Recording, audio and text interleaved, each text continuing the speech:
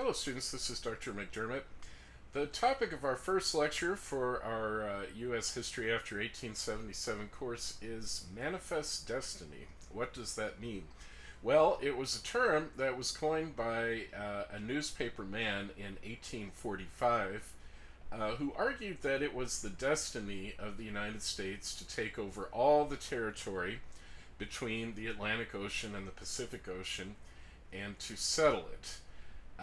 And so this became a very famous concept in the middle of the 19th century and a justification for the expansion of the United States westward.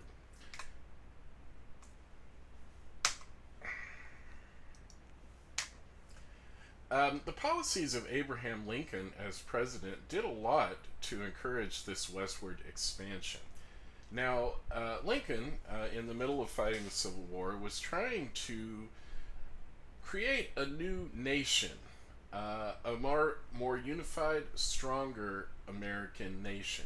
And as part of this vision, he really wanted to see the West settled as quickly as possible. And so it was during the Lincoln administration that Congress passed a very important law called the Homestead Act of 1862. And basically, this was a huge land giveaway. Essentially, anybody could get 160 acres of free public land in the Western Territories if they promised to make improvements on the land, like building a house or a fence or plowing the land. Or if they didn't want to do that, they could still get the land at a super low price, $1.25 per acre. And so the Homestead Act really got a lot of people moving westward.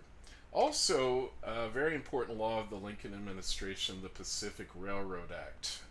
Lincoln realized that one of the very best ways to unify the nation from Atlantic to Pacific was to build a transcontinental railroad. And so in 1862, Congress passed the law that made this possible. And for the next several years, the Union Pacific Railroad Company built westward using mostly Irish laborers starting from Omaha, Nebraska, while the Central Pacific Company, using a great deal of Chinese immigrant labor, moved eastward from Sacramento, California. And finally, on May 10th in the year 1869, the Union Pacific and the Central Pacific met at a place called Promontory, Utah, where a golden spike was driven into the track to symbolize this newfound union of the entire country that would be brought about through the Transcontinental Railroad. But already, even before the Transcontinental Railroad was completed, a great many settlers had been moving west, inspired partly by another great American newspaperman, Horace Greeley, who famously said, "Go west, young man." In other words, the West was where opportunity lay for ambitious young people. And so if you look on the map here, you see several great trails by which Americans moved west. There was the Santa Fe Trail going to Santa Fe, New Mexico, the Great Oregon Trail, from which the California Trail branched off. One of the most interesting migrant groups that moved west were the Mormons, also known as the Church of Jesus Christ of Latter-day Saints. They had been founded in New York State, but their ideas were so controversial and so unpopular among more traditionally minded Christians that they had been forced out of New York. They eventually wound up in Illinois and later in Missouri.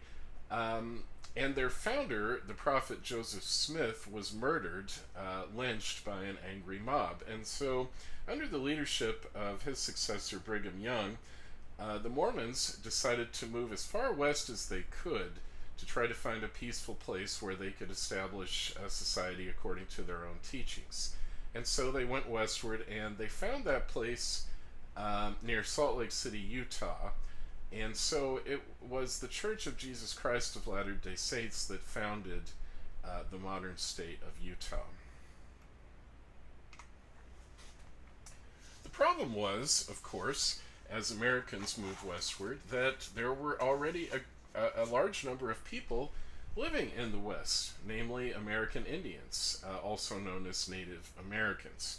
And the lifestyle of the Native Americans in the West really did not mesh very well with the plans of the Americans to settle the West, to break up the ground, and to establish large farms and ranches. Because the lifestyle of the Plains Indians was nomadic. And this is the classic image of an American Indian based on old Western movies, if you're a fan of those. The Indian riding a horse, dragging a teepee behind him, and chasing the buffalo, another name for the animal known as bison. This was the basis of the lifestyle for the Great Plains Indians. Some of the greatest tribes in this Great Plains region were the Comanche. You can see their name in the northern part of Texas there. Also, the northern and southern Cheyenne Indians, the Arapaho, and the very important tribe known as the Sioux, who made their home in what's now North and South Dakota and Montana. So the lifestyle of these Indians was completely based on the buffalo. The Indians did not waste any part of the buffalo. They used the buffalo not only for food, but for medicine, also for housing to make their teepees, for clothes. And they also used the buffalo hides as a product they could trade with American settlers to get things they needed, such as guns, knives, and kettles. But it was very much in the interest of the settlers and of the American government to try to get these Great Plains Indians to abandon their nomadic lifestyle and to settle down in one place to become farmers or ranchers. And this was the goal of a treaty that the U.S. government essentially forced a number of Indian tribes into in 1867, called the Treaty of Medicine Lodge. According to this treaty, the Southern Cheyenne Indians, also the Arapaho and the mighty Comanche tribes, were required to move to a reservation in the region called Indian Territory. This was meant to be a perpetual Indian reservation. It had been created under President Andrew Jackson. We now call it the state of Oklahoma, but at this time, the only inhabitants in Indian Territory were American Indians. So these Indian tribes did settle down in the Indian Territory.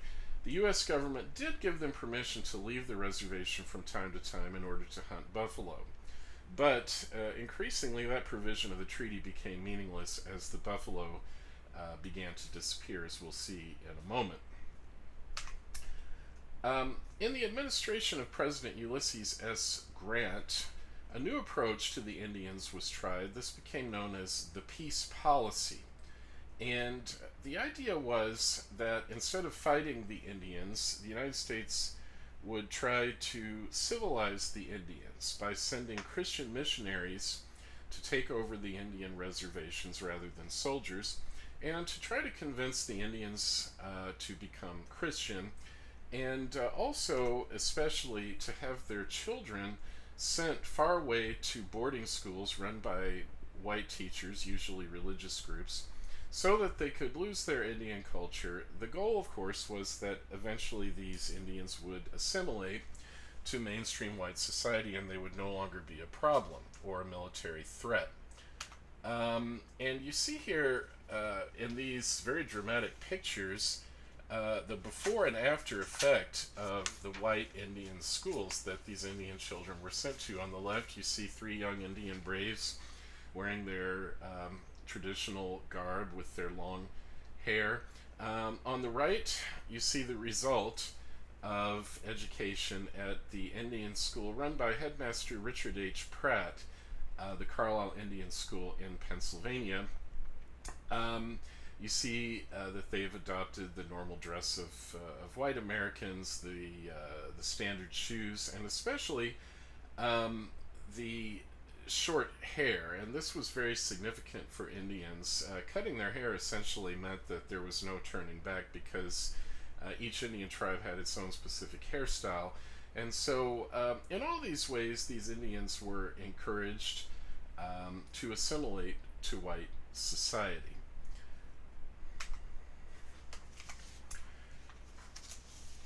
The process of the near extinction of the buffalo, however, perhaps did more than anything else to integrate Indians into white society, or at least to destroy their traditional culture. And what brought this about? Well, in 1870, a tanning company in Philadelphia, that is a company that made leather goods, invented a new procedure by which buffalo hides could be turned into machine belts, kind of like the fan belt in your car. And so this meant that suddenly buffalo hides became a very valuable commodity, and enterprising people began to flock to the plains area out west to try to kill buffalo and harvest their hides to sell to these tanning companies. And of course, in the process, they trampled on and invaded the Indian hunting grounds, slaughtering the buffalo indiscriminately, often leaving their carcasses, once they had been skinned, to rot on the great prairies. Now, this was carried out mostly by private enterprise, but the U.S. government, of course, was aware of what was happening and essentially looked the other way and did nothing to prevent these hide hunters from making their incursions into Indian hunting grounds. Why would they do that? Well, leaders in the army especially understood that once the buffalo were gone, Indian culture was gone. And all Indian tribes in the West would be forced onto reservations. They would be forced to become dependent on the United States government. They would no longer be a military threat. And so you see the quote from one Army officer: "Kill every buffalo you can. Every buffalo dead is an Indian gone." There were also a few Indian leaders who realized the danger that the extinction of the buffalo would pose to their society. The most important of them was a religious leader of the Comanche tribe. His name was Izzetai. Izzetai began to preach to his people that he had received supernatural powers, that bullets could not harm him, and that he could even resurrect people from the dead. And he talked about the destruction of the buffalo and promised that if his people would follow his religious leadership, that they would be able to resist the Americans successfully and the buffalo would be saved. However, as so often happened, Izzetai's prediction that he could not be harmed by bullets was in fact not the case, and many of his warriors were cut down, killed in the Battle of Palo Duro Canyon in September 1874, and this Comanche resistance movement ceased. And the destruction of the buffalo continued until there were really only a few hundred left. Now, fortunately, from those few hundred that remained, larger buffalo herds have been cultivated up to the present day. And in fact, you may have had a buffalo burger at some point, so you know the buffalo do still exist, but not in anything like the numbers that they did in the mid 1800s, when herds of literally millions of buffalo could be seen on the Great Plains. Then the center of resistance moved to the Sioux tribes. Now, in 1866, the Sioux had killed 80 U.S. soldiers in an event that became known as the Fetterman Massacre. And to punish them, the United States government forced many of the Sioux Indians onto a reservation in South Dakota, which of course was promised to them forever. However, forever turned out to last only until 1875, because in that year, gold was discovered in the Black Hills region of South Dakota on that reservation. And once again, people looking to get rich quick began to swarm onto the Sioux reservation.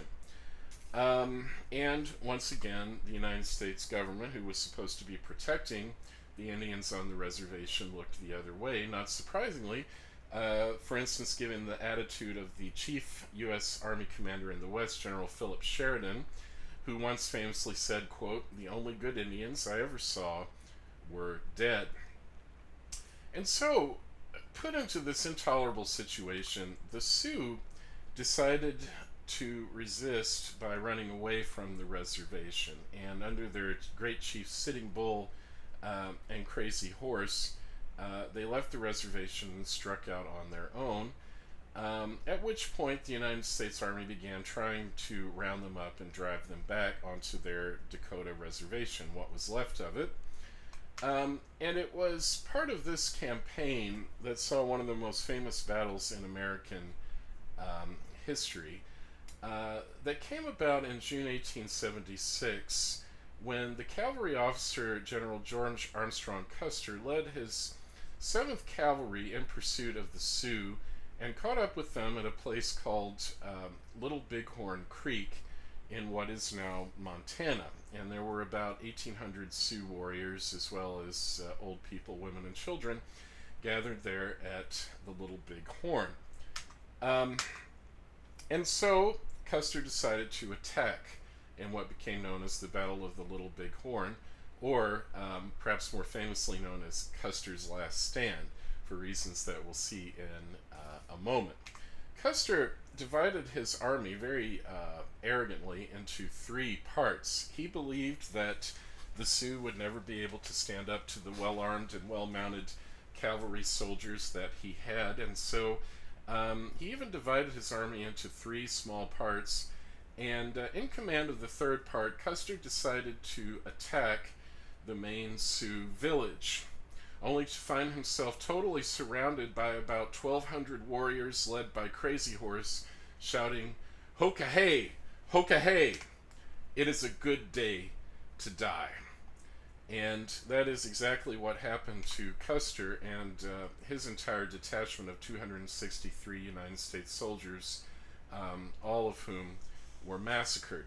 Now, Custer was known among the Indians as Yellow Hair because of his very long blonde hair.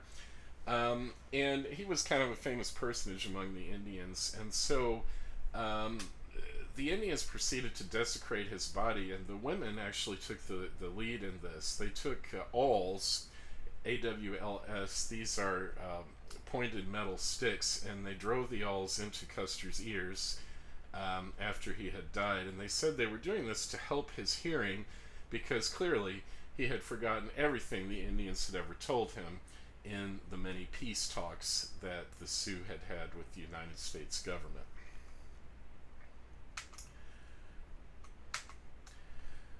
However, the Sioux resistance did not last long.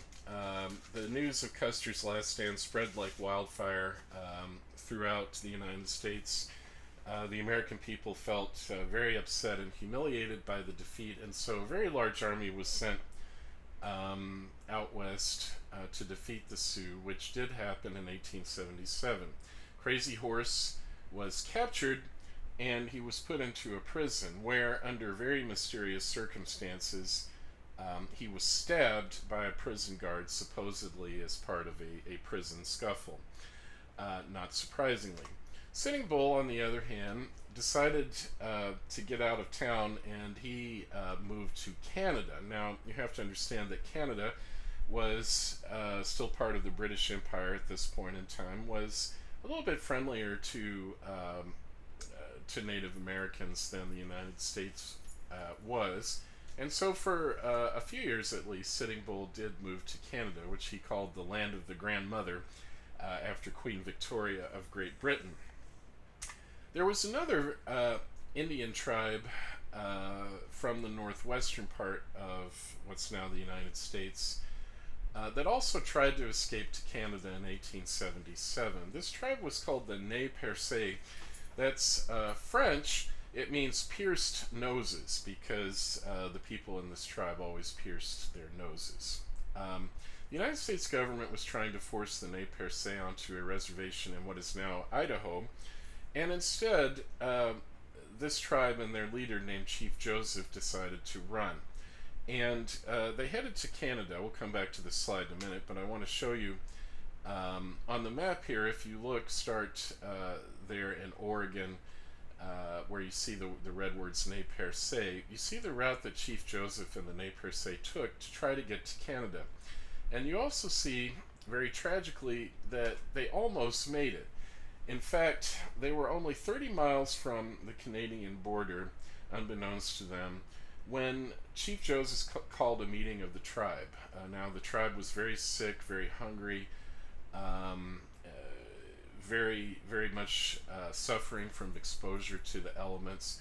And so Chief Joseph addressed the tribe in these famous words. He said, quote, "I am tired, my heart is sick and sad. From where the sun now stands, I will fight no more, forever," end quote. And so Joseph surrendered to the United States Army, and his people were taken to the reservation in Idaho.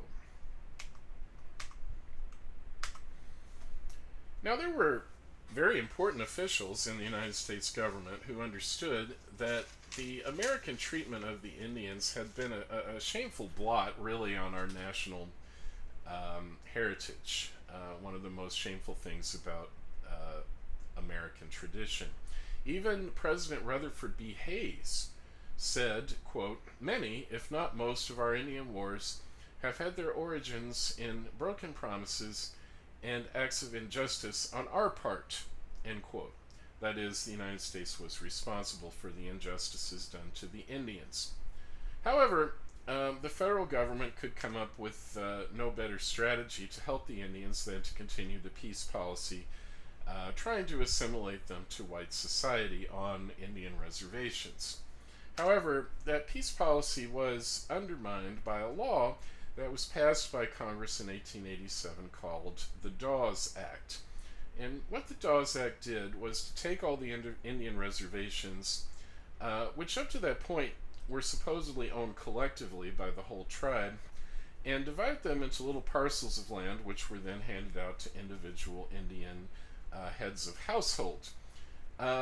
Now, that may sound like a good thing, giving the Indians private property, but it also meant that these individual Indians, now landowners, could sell the land as well, and they were often tempted to do so by white land speculators who really wanted to get their hands on this Indian land. This happened most spectacularly in the Indian Territory in 1889, when suddenly the entire region was open to white settlement, as Indians were encouraged to sell their land to white settlers. This event was called the Oklahoma Land Run. A great many white Americans and some black Americans came to the Indian Territory and obtained land there. And it was this Oklahoma Land Run that eventually led to the end of the Indian Territory and its transformation into the state of Oklahoma in 1907.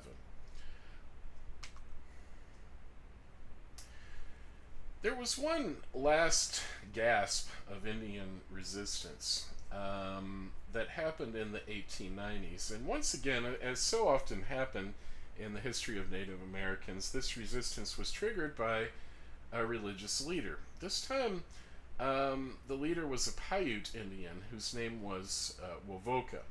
And Wovoka began to have visions from the Great Spirit, the Indians' god, telling him that if the Indians would only gather together and perform a special dance called the Ghost Dance, that the buffalo would come back, the white settlers would disappear, and the Indians would be able to return to their former lifestyle. And basically, the Ghost Dance consisted of dancing around a pole in circles for several days and nights, and many Indians began to gather on the western Indian reservations to do what Wovoka had suggested and to perform the ghost dance.